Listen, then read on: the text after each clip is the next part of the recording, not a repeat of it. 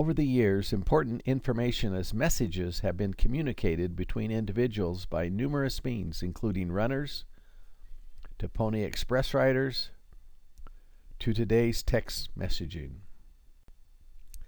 FamilySearch's message are a very helpful feature. The messages are presently categorized in 5 areas: 1. Conversations, 2. Discoveries, 3. General, 4. Indexing, and 5. Temple. Besides being notified of messages on our main Family Search page, we can be notified by email. You can also be notified through Facebook Messages and by text message if you desire, by going to Settings and Notifications and checking for what you wish. Wow! I just received 5 messages. Let's see what they are. Under Discoveries, I've been notified of information about the mission of my grandfather, Francis Marion Davis, who served in England in the early 1900s.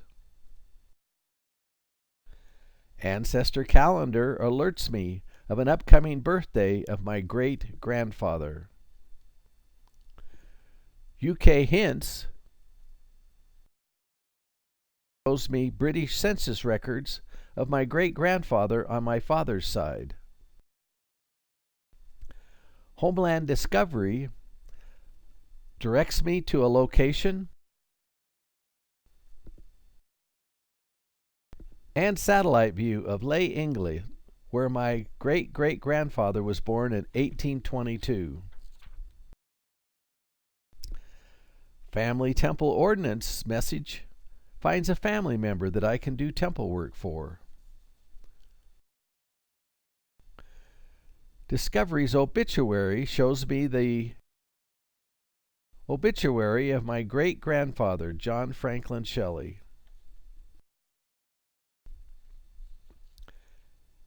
Headstone Discovery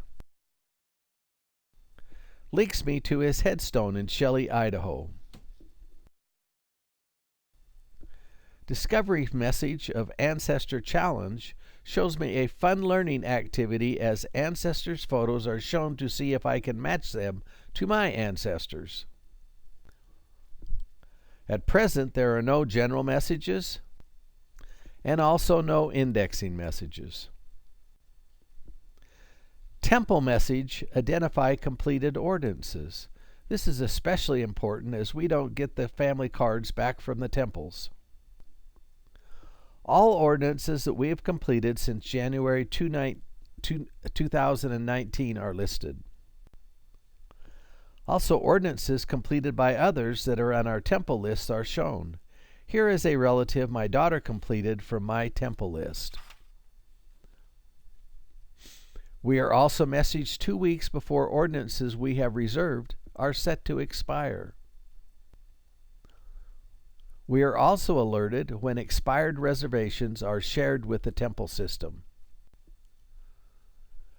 Conversation messages are an especially important feature of FamilySearch messaging.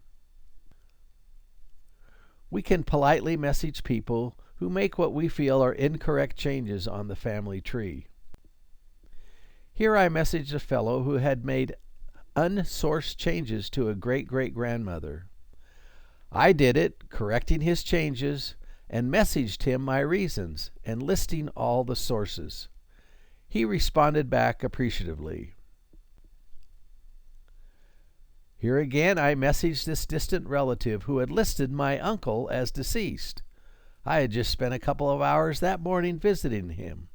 Even though at age 90, he was very much alive. I explained how I had requested to FamilySearch to change him back alive, which they did. I have several ancestors who came on the Mayflower. For some reason, some people are always changing some details of a Hope Howland. On the other side, there is a dedicated lady who is always changing it back, explaining the correct sourcing. I decided to message her to thank her for her great efforts. Within 5 minutes, she had responded to me very appreciatively, as she says that she always gets yelled at too often. Here I message a fellow who had reserved a relative I had discovered on a census and recorded on FamilySearch. He didn't do the work, so after 3 years I messaged him to see if I could help get the ordinances done, which he gladly released to be finished. Just this week, someone posted a picture of their relative on FamilySearch, also identifying my grandfather in a missionary picture. Since we didn't have many pictures of him on his mission in Oklahoma in 1907, I was very happy to see the picture. I messaged the individual, thanking them for the effort they made to post the picture. I have not yet heard back a response, but I was very happy that I was able to reach out. FamilySearch Messages are an important communication tool as we receive essential messages and we are able to communicate with others.